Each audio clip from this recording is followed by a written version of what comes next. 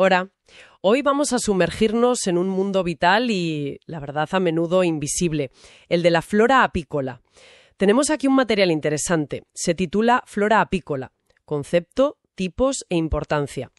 La idea es, analizarlo a fondo juntos, porque esto no va solo de flores bonitas en el campo, Vamos a explorar por qué estas plantas son tan cruciales, no solo para la miel, que nos encanta, sino para las propias colmenas, para el trabajo del apicultor y, para la salud de los ecosistemas en general.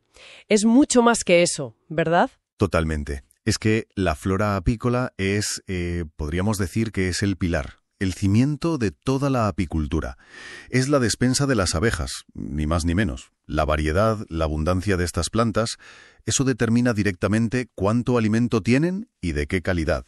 Y claro, eso influye en todo. En la cantidad de miel, sí, pero también en la fuerza de la colonia. Y como vamos a ver, ojo, no todas las plantas valen lo mismo para una abeja. Vale. Empecemos por el principio. Cuando decimos flora apícola, ¿a qué nos estamos refiriendo exactamente? Suena como muy técnico. Bueno, lo es, en cierto modo. Se refiere específicamente al conjunto de plantas que las abejas melíferas, pueden usar para obtener recursos, claro. Según la documentación que tenemos, esto incluye plantas que les dan néctar, que es su energía, sus carbohidratos, polen, sus proteínas, lípidos para criar a las larvas, resinas para hacer el propóleo e incluso mielatos. Los mielatos son otras secreciones dulces, no de la flor. Son, literalmente, su fuente de vida. Y, curiosamente, es lo que da ese carácter único a las mieles de cada sitio. Es útil clasificarlas, ¿sabes?, según lo que ofrecen. Las nectaríferas, pues eso, dan néctar, la base de la miel. Las poliníferas, que dan polen, son clave para alimentar a la cría, o sea, el futuro de la colmena. Luego las resiníferas, que les dan resinas para el propóleo, que es como su sellador y desinfectante natural. Y las que producen mielatos, que a menudo son, savia excretada por insectos que comen de la planta, pues son un recurso extra cuando escasea el néctar de las flores.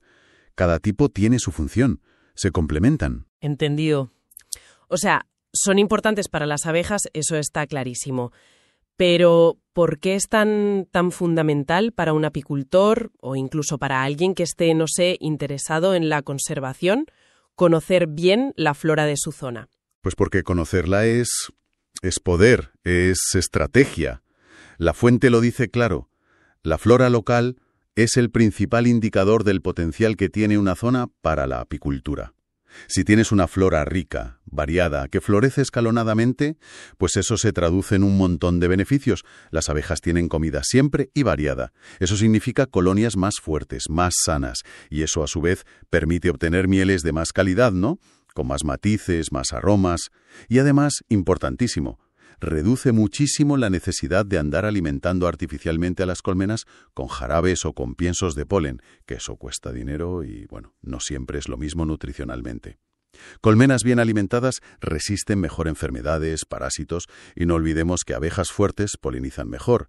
Eso beneficia a los cultivos de alrededor y a las plantas silvestres. Es un círculo virtuoso. Tiene todo el sentido del mundo. Y claro, supongo que la otra cara de la moneda es que, si la flora es pobre, o si florece todo de golpe y luego nada, el apicultor tiene un problema serio. Exactamente. Ahí es donde la cosa se complica. En zonas con poca diversidad o floraciones muy concentradas, el apicultor tiene que intervenir sí o sí. O bien suplementa la alimentación, con los costes y posibles inconvenientes que decíamos, o practica la transhumancia. La transhumancia. Mover las colmenas, ¿no? Eso es. Mover físicamente las colmenas, a veces cientos de kilómetros, para ir buscando las floraciones donde estén. Imagínate la logística que requiere eso. Y el conocimiento del terreno, de los ciclos de floración. Por eso, saber leer el paisaje floral, entender sus ritmos, es una habilidad esencial del oficio. Me parece fascinante esto de que no todas las flores sean iguales para ellas. Decías que la fuente da ejemplos, ¿no? ¿Podemos ver algunos casos concretos? ¿Qué plantas sirven para qué cosa? Sí. Y es muy interesante ver como esa especialización o ese aprovechamiento. Para el néctar, que es la base de la miel, la fuente menciona clásicos como el romero, la lavanda, sí, pero también cultivos como el girasol o árboles como el eucalipto, cada uno con su época y sus características. Para el polen, que es vital para las crías, pues tenemos desde el trébol hasta árboles como el almendro, el castaño, incluso el olivo, fíjate. Luego, para las resinas del propóleo, están los pinos, los abetos, los chopos. Las abejas rascan esas resinas pegajosas, ¿sabes? Y las llevan a la colmena. Y finalmente, las que dan mielatos, como encinas, robles, abetos, que dan esas mieles de bosque de mielada.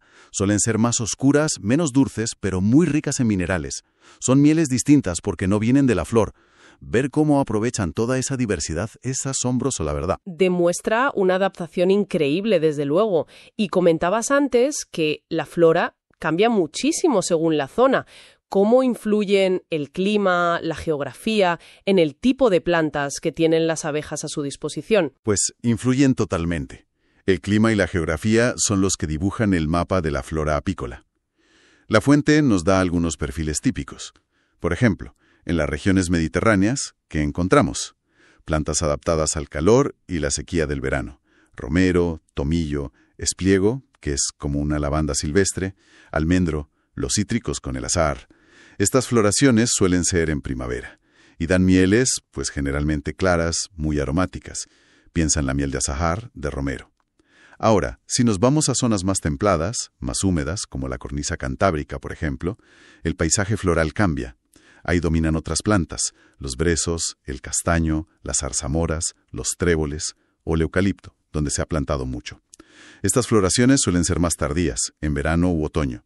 Y las mieles tienden a ser más oscuras, más densas, con sabores más potentes, a menudo ricas en minerales. La miel de brezo o la de castaño son ejemplos claros. Entiendo. O sea que el entorno marca la pauta totalmente. ¿Y qué pasa en otras zonas, por ejemplo, más secas o continentales? Pues la fuente también las menciona. En regiones semiáridas o continentales, cultivos como el girasol o la lavanda pueden ser clave, junto con plantas silvestres muy resistentes como los cardos o el mismo romero. Ahí es más frecuente encontrar mieles monoflorales, dominadas por una sola floración, y la época fuerte suele ser primavera y principios de verano. Y luego, en climas tropicales o subtropicales, la diversidad puede ser enorme, con acacias, aguacates, mangos, cafetos. Ahí las floraciones pueden darse casi todo el año, según las lluvias. Suelen ser mieles claras muy perfumadas. Conocer estos patrones es fundamental para el apicultor, para planificar sus cosechas o para decidir dónde mover las colmenas si hace trashumancia. Acerquémonos un poquito más a algunas de esas plantas estrella. Si pensamos en las que son especialmente valiosas por su néctar, ¿cuáles podríamos destacar? Sin hacer una lista enorme, pero para entender por qué son tan importantes. Claro. Más que la lista, lo interesante es ver cómo distintas plantas cumplen funciones diferentes a lo largo del año, ¿sabes? Por ejemplo, el romero es clave porque florece muy, muy temprano, a finales de invierno o principios de primavera. Le da como el primer empujón a la colmena cuando empieza a activarse, y su miel es clara, suave. Luego tienes las de plena temporada, como la lavanda o el girasol en verano. Esas dan muchísimo néctar y definen mieles muy características. La de lavanda, súper aromática. La de girasol, más amarilla, que cristaliza rápido. Y no hay que olvidar las tardías. Los brezos, por ejemplo, en verano-otoño. Permiten a las abejas hacer reservas antes del invierno y dan mieles oscuras, potentes. O árboles como el eucalipto, que puede florecer en invierno o primavera, según la zona, y da un néctar con esas notas balsámicas. El azahar de los cítricos, otro clásico de primavera, miel delicadísima. Lo esencial es que haya una secuencia, que no haya parones largos. Entiendo. Es como asegurarse de que la despensa de energía esté siempre llena, o casi llena, el mayor tiempo posible. Vale, ¿y para las proteínas? Para que la colonia crezca. ¿Cuáles son las fuentes de polen más importantes según este material? El polen es igual de crucial, sí. Es el pan de las abejas, como se suele decir. Y de nuevo, la diversidad y que haya distintas fuentes a lo largo del tiempo es lo importante. El almendro, por ejemplo, es vital porque florece tempranísimo, en febrero o marzo. Da polen fresco justo cuando la reina empieza a poner huevos a tope. El trébol, que es muy común en prados, es una fuente muy fiable en primavera y verano. El castaño, en verano, da no solo néctar, sino también un polen oscuro, muy nutritivo. Incluso plantas que quizás no asociamos tanto con la miel, como el olivo, producen muchísimo polen en primavera. Y el girasol, que ya mencionamos por el néctar, también es una fuente importante de polen. Lo que la fuente recalca es que hace falta un equilibrio. Las abejas necesitan las dos cosas. Néctar, la energía para volar, para calentarse, y polen, las proteínas, vitaminas, grasas, para criar a las larvas y para que las obreras vivan más. Un entorno ideal ofrece ambos recursos, en cantidad y variedad. Este me lleva a pensar, ¿hay diferencia para las abejas entre si cogen esos recursos de plantas silvestres, de los márgenes o de grandes campos de cultivo? ¿Tienen preferencias o van a lo que hay? Pues mira, la fuente indica que son oportunistas, aprovechan lo que encuentran. Y que, de hecho, lo ideal es una combinación de ambas cosas. La flora cultivada, piensa en campos de girasol, de colza, almendros, naranjos, incluso lavanda cultivada, tiene una ventaja clara, la concentración. Muchísima comida en poco espacio y en un tiempo predecible. Es un festín mientras dura. Claro. Pero la flora espontánea, la silvestre, los cardos, los brezos, el romero, el tomillo, las zarzas, las flores de las cunetas, de los bosques, es fundamental por otras razones. Primero, da diversidad nutricional. Pólenes distintos con distinta composición. Y muy importante, a menudo cubre los huecos. Florece antes o después de los cultivos principales, o en épocas en las que no hay grandes floraciones agrícolas. Da continuidad. Así que el mensaje clave es que un paisaje sano para las abejas necesita las dos cosas: las áreas cultivadas y las zonas con vegetación silvestre diversa. Una cosa apoya a la otra, para que las colmenas estén fuertes todo el año. Tiene lógica, sí, pero este equilibrio suena un poco frágil. La fuente menciona que hay amenazas para esta flora apícola, ¿verdad? ¿Qué factores ponen en riesgo esta despensa natural de las abejas? Sequías muy fuertes que secan las flores, heladas tardías que queman las yemas, lluvias torrenciales que impiden salir a las abejas o que literalmente lavan el néctar de las flores. La altitud también influye, claro, retrasa las floraciones, pero quizás los factores más preocupantes hoy en día son los que tienen que ver con nosotros, con la actividad humana, el modelo de agricultura intensiva. ¿Los pesticidas y eso? Bueno, los herbicidas, sobre todo. Su uso generalizado elimina muchísimas de esas plantas que llamamos malas hierbas, pero que son una fuente de polen y néctar importantísima para las abejas y otros polinizadores, especialmente en los bordes de los cultivos. La deforestación, la urbanización, todo eso fragmenta los hábitats y reduce la diversidad de flores. Y por encima de todo está la sombra del cambio climático. Que lo altera todo. Exacto. Altera los patrones de floración, las adelanta, las retrasa, y eso puede hacer que las abejas no estén sincronizadas con su comida, que cuando ellas necesiten algo, no esté disponible. Es una tormenta perfecta de presiones, la verdad. Es un panorama complicado, desde luego. Pero, bueno, no todo serán malas noticias, ¿no? El material habla de algo llamado reforestación melífera, como una posible solución, o al menos una ayuda. ¿Qué es eso exactamente? Sí, es una idea proactiva, muy positiva. Consiste básicamente en plantar o sembrar a propósito especies de plantas que sean especialmente buenas para las abejas y para otros polinizadores. O sea, en lugar de reforestar solo con pinos, por ejemplo, pues incluir arbustos, árboles que den buenas floraciones de néctar o polen. La fuente sugiere plantas como lavanda, romero, tomillo, retama, diferentes cardos, leguminosas como el trébol o la alfalfa, girasol, o árboles como el eucalipto, bueno, con cuidado donde pueda ser invasor, o el castaño. Lo interesante es que esto no solo ayuda a la apicultura, sino que tiene un impacto ecológico mucho más amplio. Ayuda a los polinizadores silvestres, que muchos están peor que la abeja de la miel. Enriquece la biodiversidad del paisaje. Puede ayudar a controlar la erosión. Crea entornos más resilientes. Es una forma de diseñar el paisaje pensando también en sostener estas redes ecológicas que son vitales. Las abejas, ¿cómo se refleja todo eso, nunca mejor dicho, en la miel que compramos en el tarro? Pues de manera directa y definitoria. El origen botánico, o sea, las flores de las que las abejas han cogido el néctar o los mielatos, determina prácticamente todo en la miel. Su color, que va desde casi transparente a casi negro. Su aroma, floral, frutal, a madera, a malta. Su sabor, más o menos dulce con toques ácidos, amargos. Su textura, si cristaliza rápido o lento, fino o grueso. La fuente insiste en ejemplos claros, algunos ya los hemos dicho. La miel de romero, pálida y suave. La de tomillo, más rojiza, intensa. La de lavanda, dorada, perfumada.